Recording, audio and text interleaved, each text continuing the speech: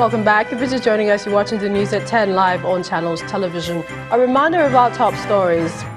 Acting Director General of the Department of State Services, Matthew Sefeya, promises to review unlawful detentions and other human rights abuses as he makes his first public outing. Economic and Financial Crimes Commission, EFCC, releases former DSS Director General Ita Ekpenyong after questioning him for several hours over alleged corruption. House of Representatives to reconvene next week Tuesday to discuss President Buhari's budget proposal for the 2019 general elections. No fewer than 29 children are killed and 30 others injured in Saudi-led coalition airstrike in Yemen.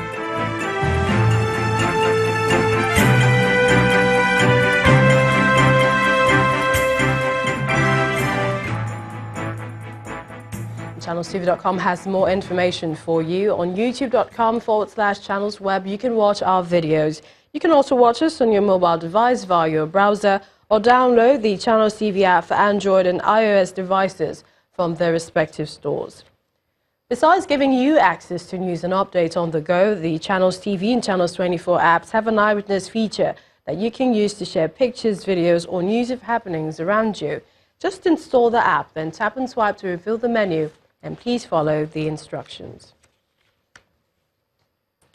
There are indications that the 2019 elections, that is the budget for the elections, will be considered and possibly passed next week. The meeting held between the leadership of the National Assembly and the chairman of the Independent National Electoral Commission, INEC, Professor Mahmood Yakubu, suggests that much. Well, the deliberation on the proposed budget for INEC to conduct the 2019 general elections is coming amid intense political activities some Nigerians had feared could hinder the passage of the budget. Well, in this next report, we take a look at some of the issues at the heart of funding the crucial 2019 elections. The Independent National Electoral Commission is walking a tightrope, and the successful conduct of the 2019 elections is at stake. The budget for the coming general election, which is less than 200 days away, is hanging. Mid-July, President Muhammadu Buhari wrote a letter to the two chambers of the parliament requesting a speedy approval of the supplementary budget of 242.45 billion naira expenses for the polls. To ensure that adequate arrangements are made for free and fair elections, it has become necessary to appropriate funds to enable the relevant agencies to commence preparations. INEC and the security agencies have accordingly recently submitted their requests. These have been subjected to usual budget evaluation. The aggregate cost of the election is estimated at 242 billion. 445,322,600. But days after the letter was read, the issues of party politics and alleged victimization of the Senate leadership warranted an abrupt shutdown of the two legislative chambers. The Senate president is questioning the timing of the request. He says the executive had the whole time to present the budget, but chose to do it at the last minute. We want a free and credible election. But what we don't like is where the wrong message is being passed out. Okay, after you submitted the 2018 budget, you had December, you had January, you had February, you had March, you had April, you had May, you had June. Another area of contention is the president asking the National Assembly to make a virement of the total sum on the 578.31 billion naira the lawmakers inserted into the 2018 budget as constituency projects.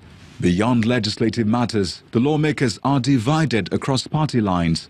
The defections have further polarized the assembly, and forming a quorum is now more difficult as suspicions grow amongst the lawmakers. As political activities reach a high pitch, time is running out, and the election budget is stuck in the gridlock of politics. The INEC chairman, who must avoid a shoddy preparation ahead of the elections by taking care of the commission's cumbersome procurement process on time, said he got assurance from the leadership of the National Assembly that the budget will be passed as early as next week. Well, to take a closer look at the 2019 elections and funding challenges, we're now being joined on the news at 10 by Mr. Ezenwa Nwagwu, is the Executive Director, Partners for Electoral Reforms. He joins us from Abuja Studios. Thank you for joining us. We hear that the House of Representatives... We hear that the House of Representatives will reconvene next week to treat the budget for the 2019 elections. What are the implications of any delay on the successful conduct of the 2019 elections? Well, what has happened is that we're going to force an emergency.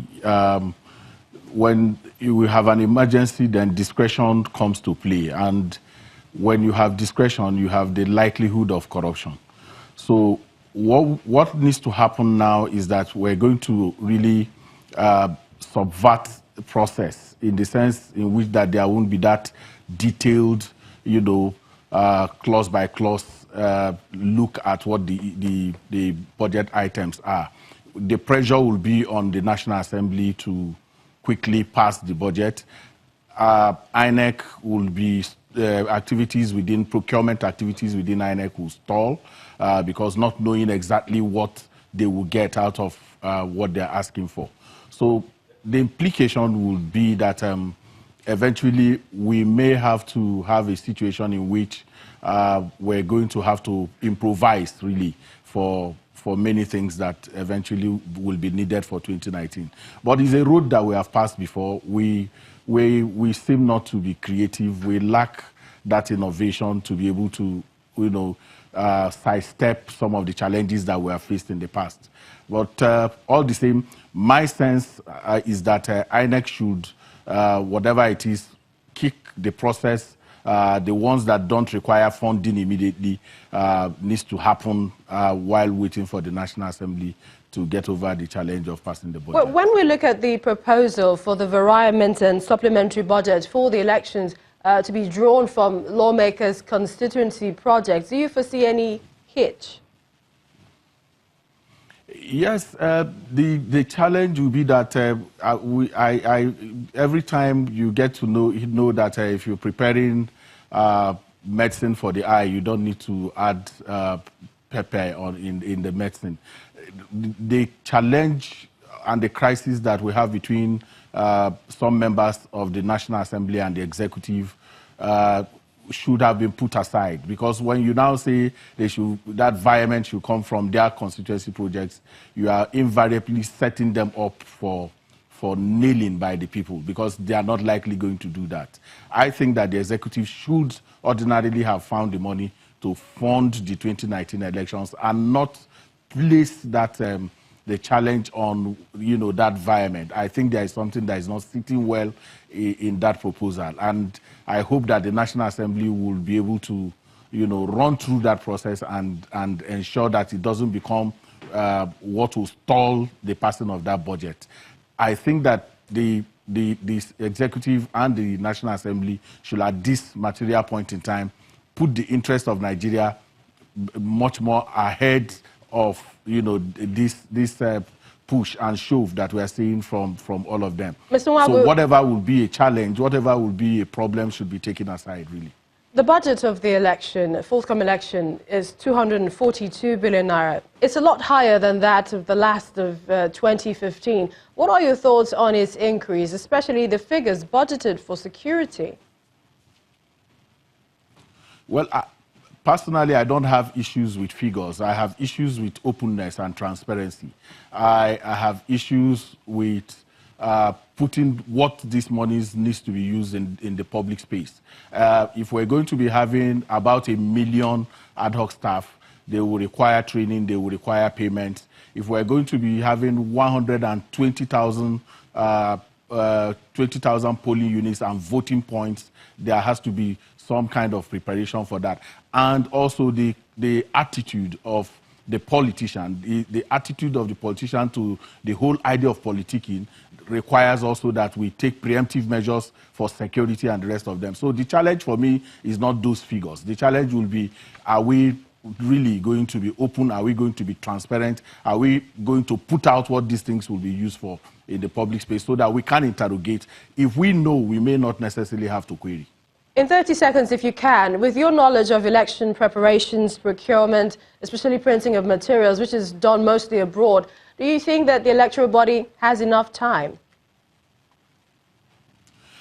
Well, I think that everyone, all election stakeholders, the government, the people, the media, all of us should put the necessary pressure to make sure that we don't go the road of 2011, that we need to ensure that everything that needs to be done will be done speedily. I think that everything does not require funding immediately. There are things that you can start up and then when the money comes, you settle them. So we don't have to go the road of 2015. Remember that it was the meddlesomeness of the security agencies that caused that postponement, not necessarily the lack of preparation. Because if you remember vividly, Professor Jega had said that he was ready to hold that election.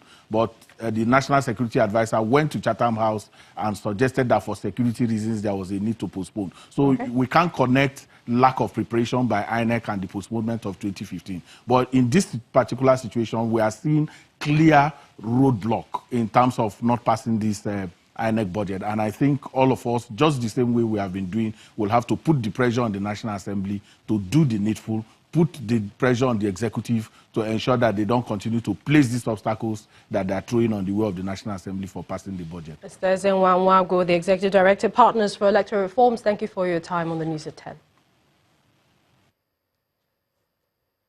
The Nigerian Army says it repelled an attack on troops in Garanda village of Guzamala local government area of Borno State Tuesday evening.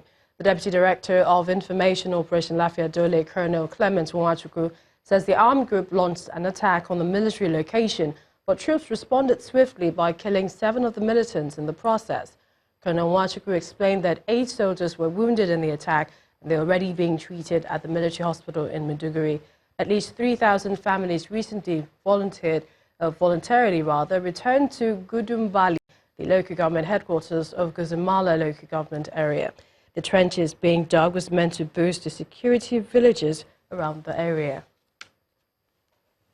And news coming in from Edo State says about 12 people have been reported killed by gunmen who invaded Igara, the headquarters of Akoko Edo local government area of the state, this evening while attempting to rob 2 commercial banks. Channels Television gathered that the robbers had earlier attacked a local police station in the town, where they shot and killed a policeman on duty with 2 detainees before setting the only vehicle on site on fire. The Edo State Police Public Relations Officer Chidi Nwabuzo confirmed the incident but said information about the attack is still sketchy.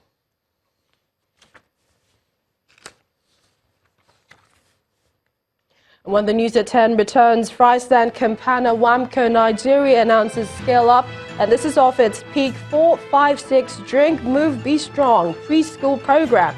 Takes campaign to 8 new states. Please join us again.